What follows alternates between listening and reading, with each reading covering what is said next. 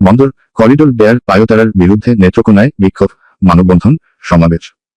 রাজীব সরকার, নেত্রকোনা প্রতিনিধি। চট্টগ্রাম বন্দর করিডোর দেয়ার পায়োতারার বিরুদ্ধে সারা দেশের কর্মসূচির অংশ হিসেবে নেত্রকোনায় বিক্ষোভ, মানববন্ধন, সমাবেশ কর্মসূচি পালন করেছে বাংলাদেশের কমিউনিস্ট পার্টি। শনিবার দুপুরে জেলা কমিউনিস্ট পার্টি সিপিবি এসব কর্মসূচি পালন করে।